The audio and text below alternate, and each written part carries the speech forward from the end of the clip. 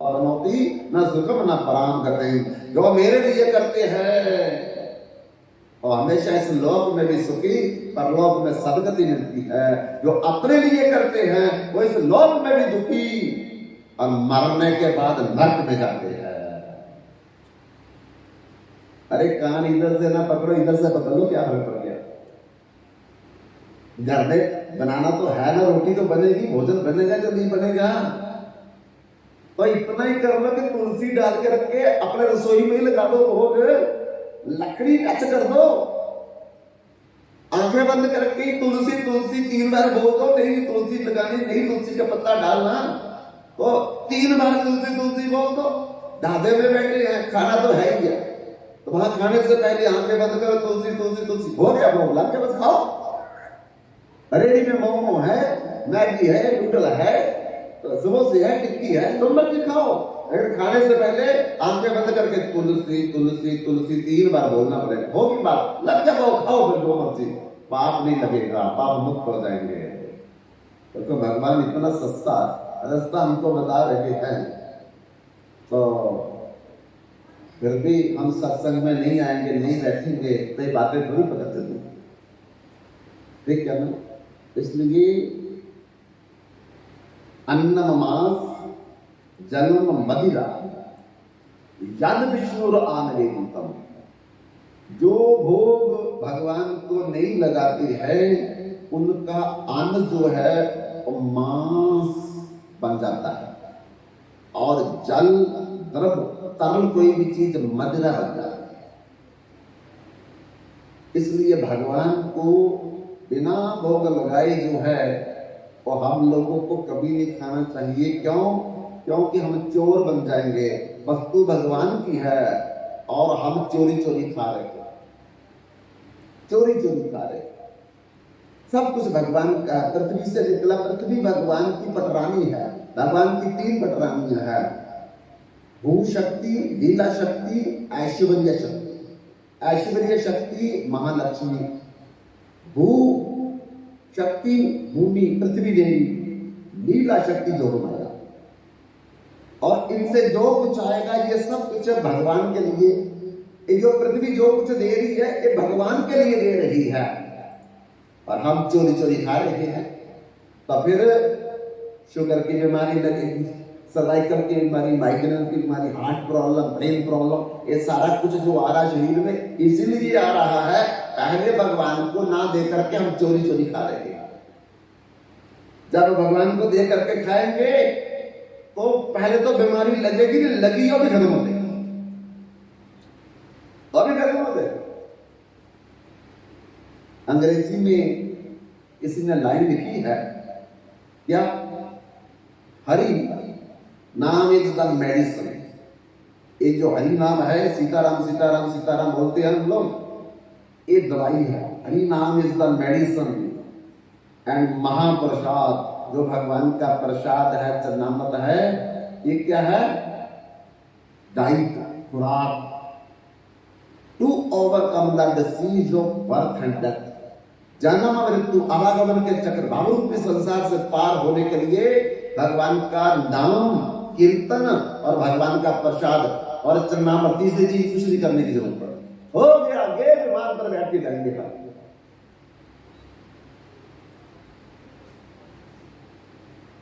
इसलिए भगवान को भोग लगाए बगैर हमको कुछ भी वस्तु नहीं लेनी चाहिए। भले बिस्लरी की बोतल पानी पी रहे हैं तो तुलसी तुलसी बोल दो, क्या फर्क क्या पड़ेगा, कितना की हमारा जोर लगेगा।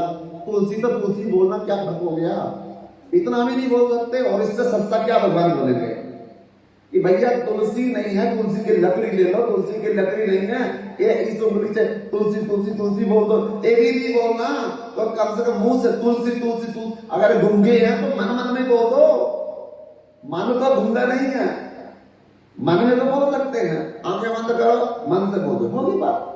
इतना ही तो करना, और क्या करना है, और तो कुछ बोला ही नहीं करने के लिए। कल को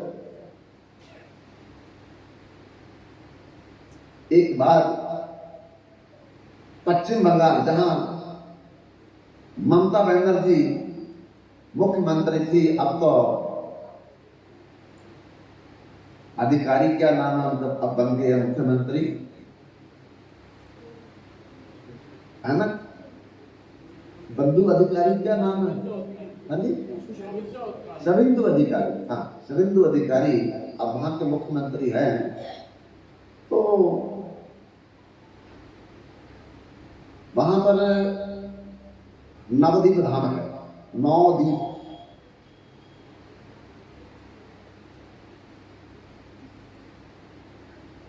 और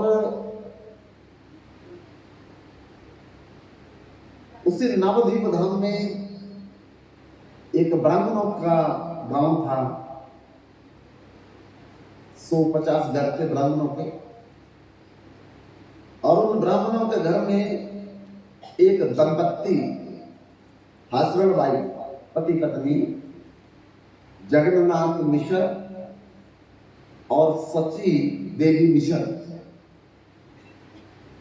के घर में 2 बालक हैं। एक का नाम है विश्वरूप और छोटे बालक का नाम है निमाई। गोरंग भी बोलते हैं उसको, निमाई भी बोलते हैं। और 8 बहनें पहले मर चुकी हैं उनकी। माता सची के घर में 8 कन्या हुई, 8 ही मर गई। बाद में बड़ी बारी सुखन मन्नत करके तो फिर उनके घर में एक बालक ने जन्म लिया, जिसका नाम विश्वरूप रखा। और उसके बाद फिर एक बालक ने जन्म लिया, उसका नाम रखा गौरंग। मतलब गोरे थे रंग के, इसलिए गौरंग रखा नाम। निमाई भी बोलते थे, नीम के पेड़ के नीचे उसका जन्म हुआ था तो निमाई बोला है। तो ऐसे उनके घर में शाम के समय एक ब्राह्मण आया और ब्राह्मण ने अलख जगाई, भिक्षा देही, मुझे भिक्षा दे दो। कोई ओम नमो नारायण बोलता है, कोई राधे राधे बोलता, कोई सीताराम बोलता, ऐसे ऐसे ओम नमो नारायण बोलता, कोई लक्ष्मी नारायण पे बोलता है। ऐसे मांगने वालों का अपना अपना संप्रदाय के हिसाब से बोलते वो लोग। इन्होंने बोला भिक्षाम दे। अंदर से सच्ची देवी मिश्र निकली,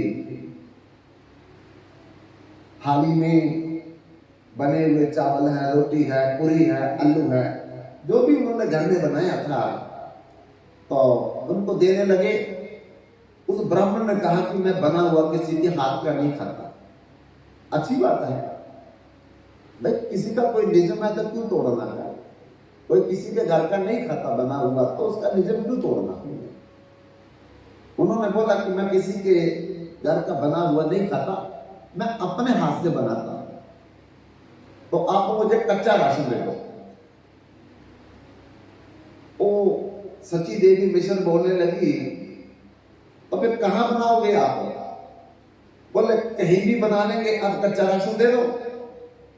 बोले अगर बुरा ना माने आप, तो अभी तो रात हो रही है, आप हमारे घर में आ जाओ, हम चूल्हा भी दे देंगे, लकड़ियां भी दे देंगे, तवा भी दे देंगे, प्राट भी दे देंगे, सामान भी दे देंगे, बनाओ खाओ। वो ब्राह्मण को भी अच्छा लगा कि मैं रात को कहां तवा प्राट ढूंढूंगा, कहां मैं लकड़ियां लाऊंगा, कहां चूल्हा जलाऊंगा। तो उसने भी स्वीकार कर लिया कि आज मैं रात आपके घर में विश्राम करूंगा। चले आए बेचारे। तो सच्ची देवी ने सारा सामान जुटा दिया जो भोजन बनाने के लिए होता है। और वो ब्राह्मण लगभग रात के 10 बजे भोजन तैयार करके तो पत्तल पर रख करके मिट्टी के गिलास में जल भर करके और उसमें भी तुलसी डाली।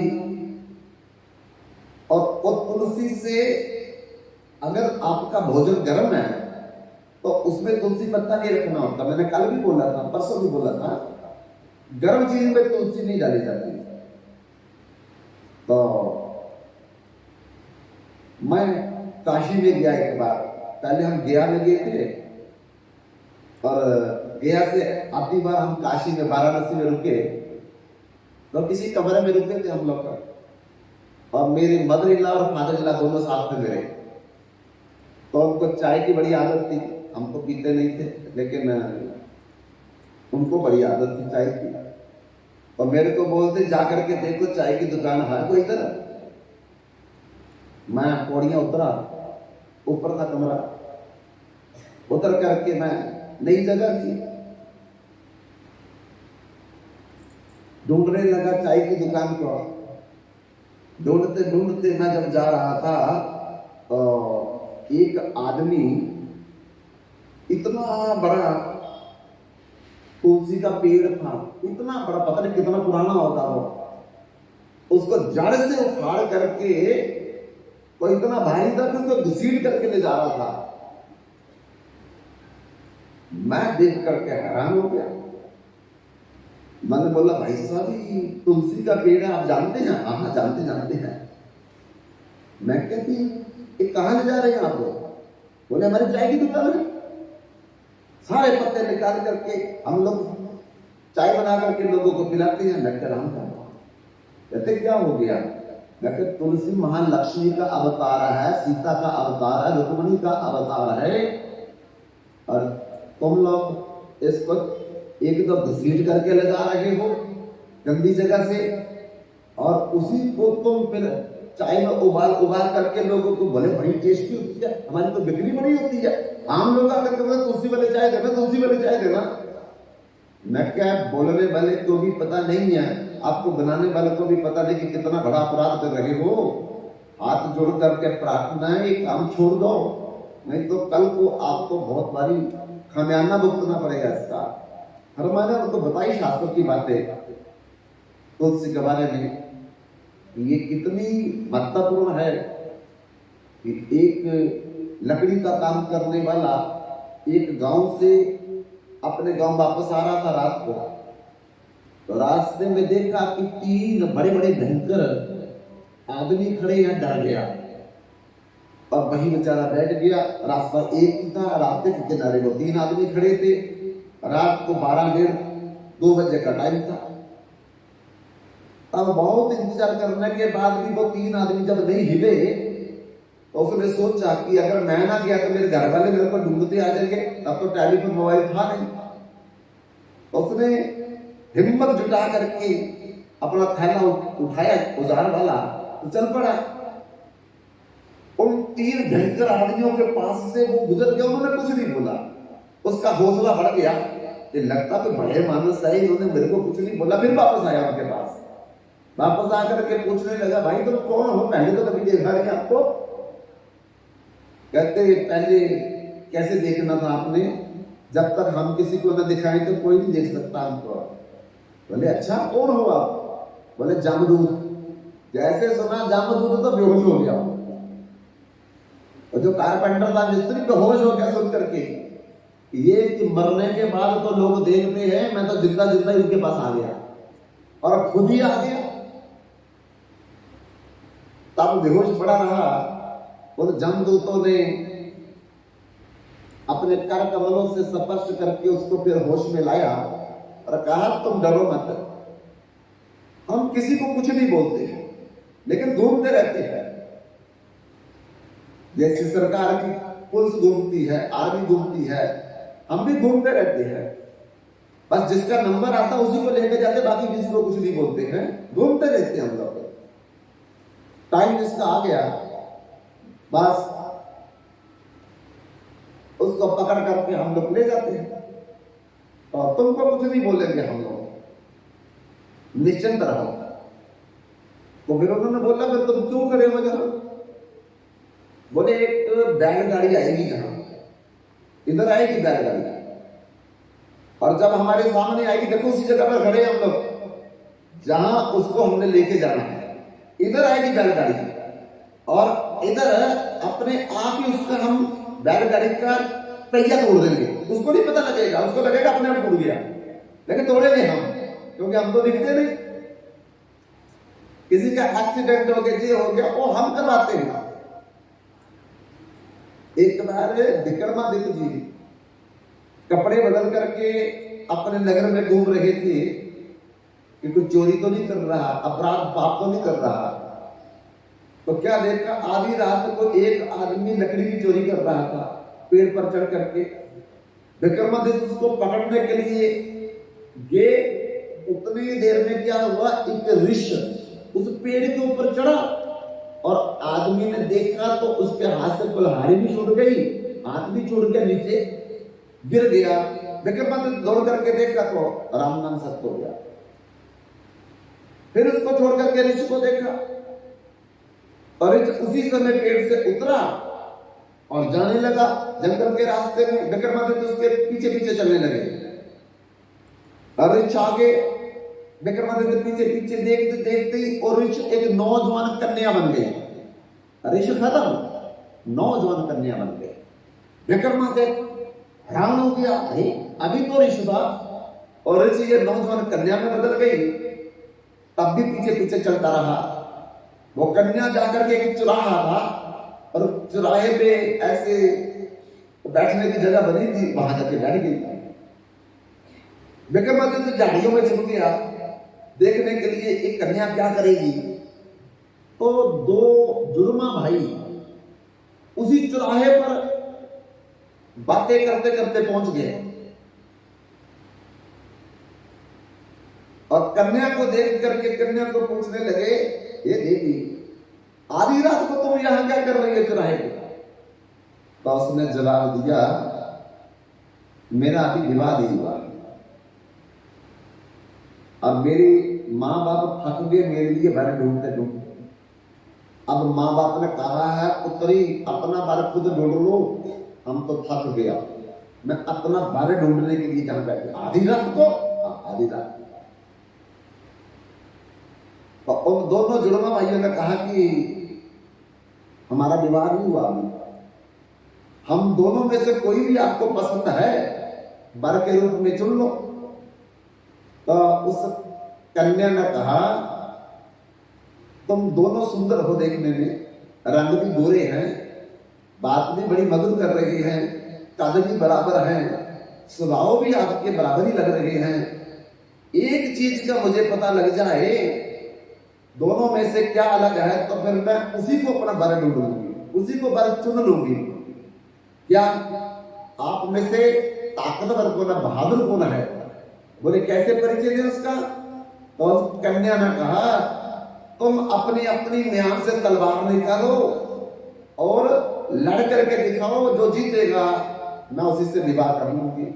उस कन्या से विवाह करने के लिए अपनी अपनी म्यान से तलवार निकाली, दोनों जुड़वा भाई लड़ने लगे। लड़ते लड़ते लड़ते लड़ते एक ऐसा टाइम आया कि एक ने उसकी गर्दन काट दी, दूसरे ने उसकी गर्दन, दोनों जमीन पर गिर गए। विक्रमादित्य जी देख रहे हैं जब बात, अरे राम राम राम, ये क्या हो गया? कन्या हंसी और हंस करके ठहाका मार करके फिर चल पड़ी। विक्रमादित्य फिर पीछे उसके चलते चलते चलते उस नौजवान कन्या ने एक बहुत बड़ा अजगर सांप का रूप धारण कर लिया, सर्प बन गई वो। देख करके विक्रमादित्य और हैरान हो गए, अब ये सर्प क्या करेगा? तो क्या देखा, एक नदी में हजारों लोग किश्ती में बैठे हैं और उस किश्ती को चप्पू लगा करके मला चला रहा है उस किनारे से इस किनारे आने के लिए। वो सर्प तुरंत वो किश्ती की तरफ गया और जाकर के सबको ऐसे ऐसे करके डराया और एक दूसरे से बचाव करने के लिए वो धक्का मुक्की करने लगे और वो किश्ती डामाडोल हो गई और वो गहरे पानी में उल्ट गई तो सारे डूब कर गए। तब वो अजगर सांप विक्रमादित्य देखते हैं कि दूसरे किनारे गया, एक वृद्ध ब्राह्मण का रूप धारण कर लिया उसने। तब विक्रमादित्य दौड़ करके उसके आगे खड़े हो गए, सच सच बताओ तुम कौन हो? उसने कहा, देखते नहीं मैं वृद्ध ब्राह्मण हूं, हाथ में पोथी भी है, यंत्री मंत्री भी सब कुछ लिया हुआ है। बोले मैंने सब कुछ देख लिया है, पहले आप ऋषि थे, फिर नौजवान कन्या बने, फिर अजगर सांप बन गए, अब तुम मृत ब्राह्मण बन गए हो, किसको मारने जा रहे हो? बोले आज का काम खत्म हो गया मेरा। बताओ कौन हो? मैं काल। तो उसने बताया कि राजन, जिसको मारना होता है, जहां मारना होता है, जैसे मारना होता है, हमारी प्लानिंग होती है। कितना भी एक्सपर्ट क्यों ना हो, कितना भी तैराकी क्यों ना जानता हो, लेकिन डुबाना हमारा काम है। हम नीचे से पकड़ लेते उसको, कैसे तैरेगा वो? बड़ा सतर्क होकर के गाड़ी चला रहा है, हम उसका हाथ पकड़ करके इधर घुमा देंगे कल खाई के नीचे। जिसको जहां मरना है, जिसके द्वारा मरना है, वो हमारी जिम्मेदारी है। आज का मेरा काम पूरा हो गया, अब कल आएंगे हम। बंधुओं, काल भगवान किसी को नहीं छोड़ेगा। हम आंखें बंद करके बैठे हुए हैं, वो मर गया, उसका संस्कार है, उसकी लकड़ी बांधी है, अपनी लकड़ी याद नहीं है कि मेरे को भी नॉर्मल लकड़ियों के नीचे दबाना है, वो किसी को याद नहीं है। औरों की चिता जलते देखता है, अपनी चिता का ख्याल नहीं। हमने अमर फल खाया है, मेरे से छोटे मर गए हैं, उसके रस्म के क्रिया पे जा रहे हैं, उसकी चिता में लकड़ी डालने जा रहे हैं। तो हम बड़े होकर के भी कोई सत्संग की चिंता नहीं, कोई भजन की चिंता नहीं है, और टीवी रिमोट लगा करके देख रहे हैं घर घर की कहानी, कभी सास भी कभी बहू भी, ऐसे ड्रामे देख रहे हैं हम लोग। मौत को हम लोग धोखा देने का प्रयास कर रहे हैं, लेकिन ये नहीं पता कि मौत हमको ही धोखा दे रही है। तो उसने कहा हम किसी को कुछ नहीं बोलते, जिसका समय आता है हम उसको अपने आप ही खत्म कर देते हैं।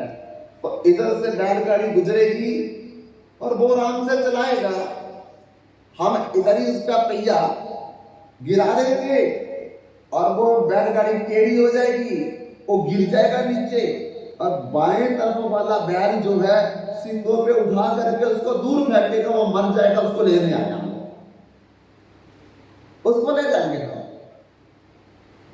तो वो जो मिस्त्री था वो चुप करके आगे जा करके झाड़ियों में बैठ गया कि देखते हैं ये सच बोल रहे हैं या झूठ बोल रहे हैं। कुछ समय के बाद देखते देखते ही बैलगाड़ी आ गई और वहां आकर के उसका पहिया टूट गया, चलाने वाला नीचे गिर गया, बाएं तरफ के बैल ने सींगों पर उठाया और उसको दूर फेंक दिया। वो तीनों दौड़े, वो देख रहा कारपेंटर को, तीनों जमदूत दौड़े। उसके सूक्ष्म शरीर, कारण शरीर आत्मा को बांधने के लिए इसको बांध करके ले जाएंगे, लेकिन जैसे उसके शरीर को वो स्पर्श करते हैं, उनको करंट लगता, तीनों को गिरते जाकर के दूर, फिर पकड़ते, फिर करंट लगता, फिर पकड़ते, फिर करंट लगता। बार बार प्रयत्न करते हैं उस बैलगाड़ी वाले के शरीर को पकड़ने के लिए, जबकि वो मर चुका है, लेकिन उनको करंट लगता, पकड़ नहीं पाते। और मिस्त्री बार बार देख रहा था और उनके पास आया, आकर के बोलने लगा, अरे तुम तो कह रहे थे कि हम पकड़ करके ले जाएंगे, लेकिन तुम तो स्वयं ही दूर जाके गिरते हो, क्या हो गया? बोले यही तो प्रॉब्लम हो गई है। बोले क्या प्रॉब्लम हो गई? बोले जब बैल ने सींगों से उठा करके इसको दूर फेंका था, नीचे तुलसी का पेड़ है, अब तुलसी को स्पर्श कर गया, हमारी हिम्मत नहीं इसको पकड़ सकेंगे हम लोग। अब तो पार्षद आएंगे, नारायण पार्षद आएंगे विमान पर, इसको चढ़ा करके ले जाएंगे। अब हम खाली हाथ जा रहे हैं, हमारी कस्टडी से बाहर, हमारे क्षेत्र से बाहर हो गया, अब नहीं हम इस पर कोई धारा लगा सकते। समझो, समझना पड़ेगा, कुछ समझना पड़ेगा। दुकानदारी कब तक करनी? अनंत जन्मों में दुकानदारी की हुई हमने, क्या बन गया हमारा? अनंत जन्मों में हमने बच्चों को पाल पाल करके देख लिए, बना क्या हमारा? बताओ। घर की रखवालियां कर करके चौकीदार बन करके अनंत जन्म चले गए, बना क्या? कुत्ता बिल्ली हाथी घोड़ा ऊंट गधा बैल खच्चर बने? भूत प्रेत पिशाच असुर राक्षस ब्रह्म दैत्य डाकनी शाकनी पिशाच यही बने? कीड़ा मकोड़ा सांप शिशुंड सुपोलिया यही बने? आगे भी यही बनना है?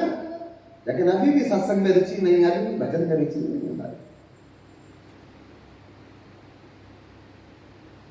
बंधुओं, उसने भोजन में तुलसी का जल, तुलसी का पत्ता डाल दो जल वाले गिलास में और वो तुलसी से छिड़काव कर दो जल का, होगी तुलसी। गर्म है ना, गर्म में नहीं कर सकते, ठंडे में डाल सकते, गर्म में। लकड़ी है तुलसी की, लकड़ी रख ले और जल में भी टच कर दो, दाल में, सब्जी में, सैलड में, और जो जो रखा है सारा कुछ उसमें टच कर दो। तुलसी घर संभाल कर रख लो, लकड़ी घर संभाल कर रख लो, क्या फर्क पड़ता है। जब लकड़ी भी नहीं है तो कम से कम बड़ी बीच वाली उंगली से तुलसी तुलसी तुलसी तुलसी तुलसी ऐसा कर दो। अरे वो ऐसा भी नहीं करना लकवा मार गया, नहीं हाथ चल रहा तो सीधा बोल दो तुलसी तुलसी तुलसी। मुंह को भी लकवा मार गया, नहीं बोला जा रहा, गूंगे हो गए, तो मन मन में भी आंखें बंद कर बोल दो भगवान भाव के भूखे हैं, वो समझ आते हैं कि इन्होंने मेरे को भोग लगाया, ठीक है। और उसने भोग लगाया और भोग लगा करके क्या बोला, पत्रम पुष्पम फलम तोयम जो में भक्ता प्रयच्छति तदहम भक्त्या उपहृत अश्नामि प्रियतात्मना। मेरा मुझ में कुछ नहीं, जो कुछ है सो तो तेरा तुझको सौंप रहा, क्या लागत है मोर। आंखें बंद करके ऐसे जब आंखें खोली ना तो क्या देखता है वो ब्राह्मण, उनका छोटा लड़का जो है गोरंग निमाई, और दोनों हाथ से खा रहा था। जब दोनों हाथ से उस बालक को खाते देखा तो ब्राह्मण चिल्लाया, अरे राम राम राम राम, इस बच्चे ने मेरा भाव नाश कर दिया, सब खराब कर दिया, झूठा कर दिया। उनकी माता भी, पिता भी और बड़ा भाई भी दौड़ करके आए, ओहो पंडित जी ये बड़ा शैतान था, हम भूल गए आपको बताना कि जरा समझ के रहना, इस लड़के से भवश हमको भी बड़ा परेशान करता है। तो ब्राह्मण ने कहा कोई बात नहीं है, ये बालक का, बालक तो भगवान का ही रूप होते हैं, कोई बात नहीं, इसको मारना नहीं। आज हम उपवास करेंगे, व्रत करेंगे, कुछ नहीं खाएंगे। लेकिन घर वाले बोलने लगे आप नहीं खाएंगे, हम खा करके कैसे सोएंगे, हमको तो नींद नहीं आएगी। अतिथि देवो भव, अतिथि को खिला करके ही सोना चाहिए। तो कृपा आप द्वारा बना लीजिए।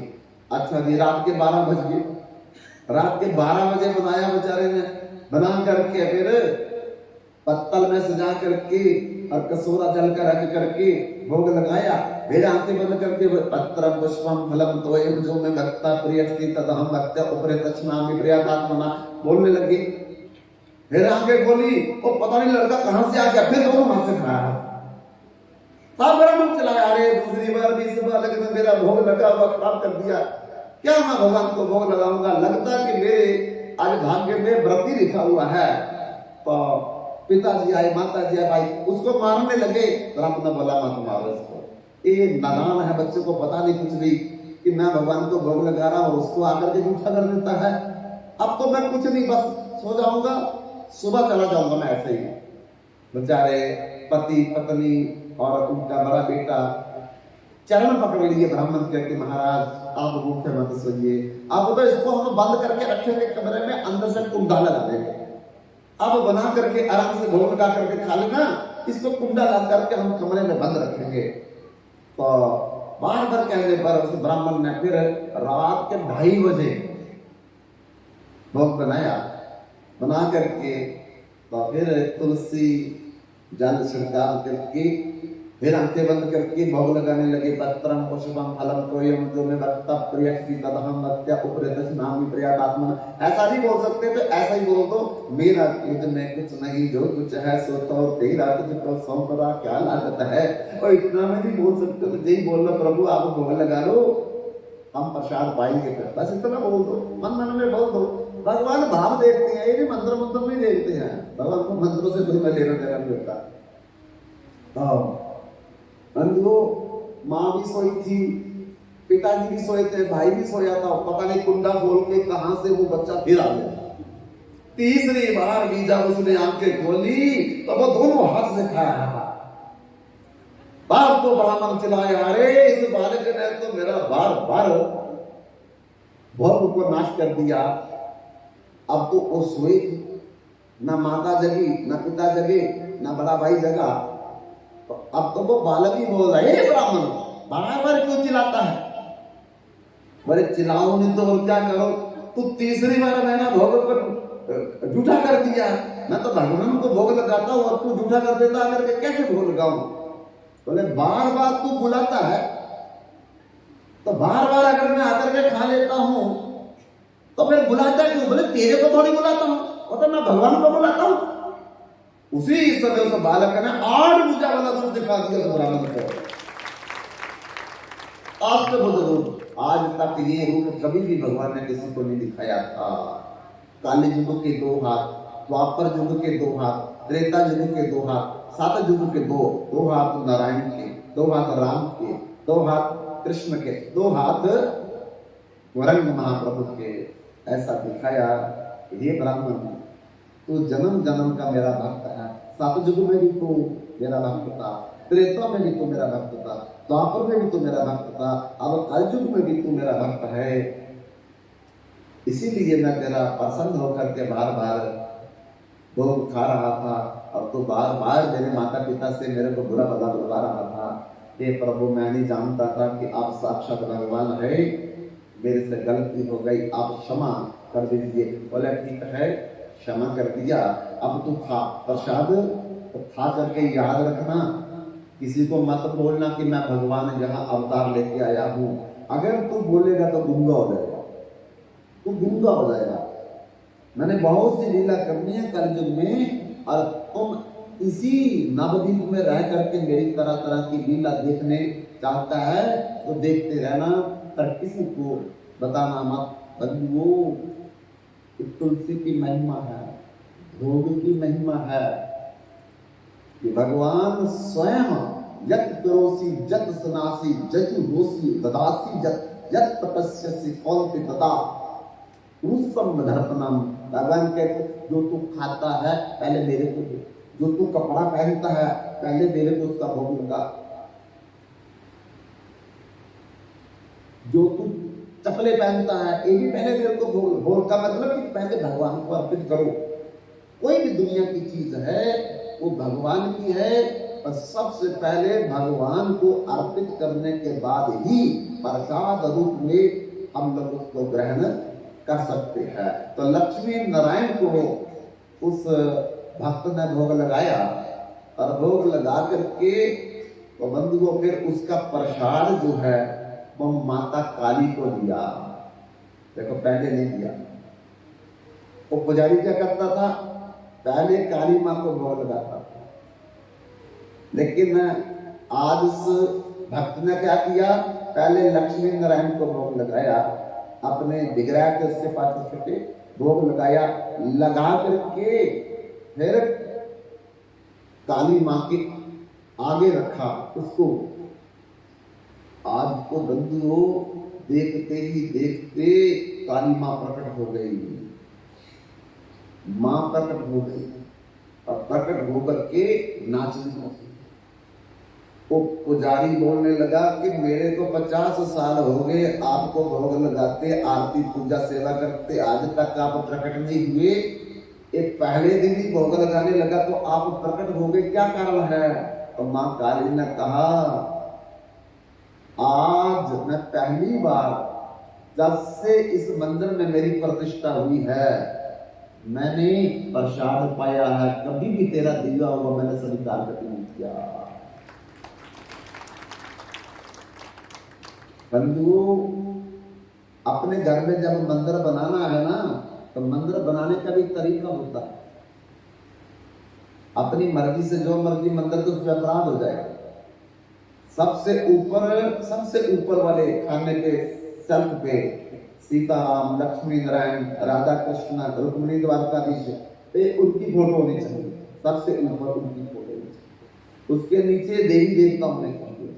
उसके नीचे अगर आपके पितर हैं तो उनकी फोटो रखो, उसके नीचे गुरुदेव की फोटो रखो। हम देवी देवता के ऊपर फोटो लगाते हैं, भगवान के नीचे अपराध, बहुत बड़ा अपराध है। क्योंकि सबका मालिक, सबका कारण जो है वो भगवान है। भगवान ऊपर आएंगे, देवी देवता नीचे आएंगे, पितर और नीचे आएंगे, गुरुदेव और नीचे से आएंगे। यह मंदिर की पद्धति है बनाने की। और उस मंदिर में तुलसी 12 बजे से पहले तुलसी रखनी चाहिए। गमला रखो तुलसी का, फिर 12 बज गए तो उसको बाहर निकाल दिया जाता है। फिर शाम को उस गमले को फिर मंदिर में रखना पड़ता है। बिना तुलसी से तो वहां आरती नहीं भगवान स्वीकार करते, बिना तुलसी से तो आपका कोई भोग नहीं स्वीकार करेंगे, बिना तुलसी से तो आपका कीर्तन नहीं स्वीकार करेंगे। क्योंकि जब तक तुलसी नहीं होगी, तुलसी की प्रेजेंस के बिना वो भगवान कुछ भी नहीं लेंगे हमारा। क्यों? क्योंकि तुलसी ने बद्रीनाथ धाम में 87,000 वर्ष अन्न जल कंद मूल फल बाजू का त्याग करके बाएं पांव के अंगूठे पर खड़े होके दोनों हाथ उठा करके भगवान नारायण की तपस्या की है। और भगवान नारायण प्रसन्न हुए और बोला, देवी वर्म विरोधी वर्म विरोधी वर मांगो वर मांगो। तुलसी देवी ने आंखें खोल करके कहा कि नारायण भगवान, अगर आप मेरे पास सच में प्रसन्न है तो मुझे वरदान दो।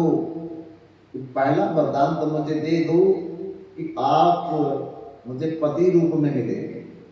पहला वरदान तुलसी ने ये मांगा कि धन्य तुलसी पूर्ण तप किए श्री शालिग्राम महा पटरानी। शालिग्राम साक्षात नारायण है, साक्षात नारायण, और तुलसी देवी साक्षात लक्ष्मी है। इसलिए दूसरा वरदान मुझे ये दो कि जिस चीज में मेरी उपस्थिति नहीं होगी, जिस जगह में मेरी उपस्थिति नहीं होगी, जिस घर में मेरी उपस्थिति नहीं होगी, वहां कभी भी आप कोई चीज ग्रहण नहीं करोगे। जिस घर में तुलसी नहीं, भगवान कभी भी कोई चीज ग्रहण नहीं करेंगे। जिस भोग में, जिस पदार्थ में तुलसी नहीं, भगवान कोई भी चीज ग्रहण नहीं करते। जिस मंदिर में तुलसी नहीं रखी जाती, उस मंदिर में कीर्तन हो, कथा हो, सत्संग हो, कोई भगवान ग्रहण नहीं करेंगे। इसलिए तुलसी ने 87,000 वर्ष तपस्या करके भगवान नारायण से वरदान मांगा है। तब तुलसी होने से ही भगवान उसको ग्रहण करेंगे। तो बंधुओं, देवी मां प्रकट होकर के कहती कि आज जब से मेरी इस मंदिर में प्रतिष्ठा हुई है, मैंने कभी भी आपका बनाया हुआ लगाया हुआ भोग स्वीकार नहीं किया। आज भगवान का प्रसाद मुझे दिया गया है तो मैं तृप्त हो गई। इसलिए मैं प्रसन्न होकर के नृत्य कर रही हूं। और बंधुओं, तुलसी की बड़ी बड़ी महिमा है। इसलिए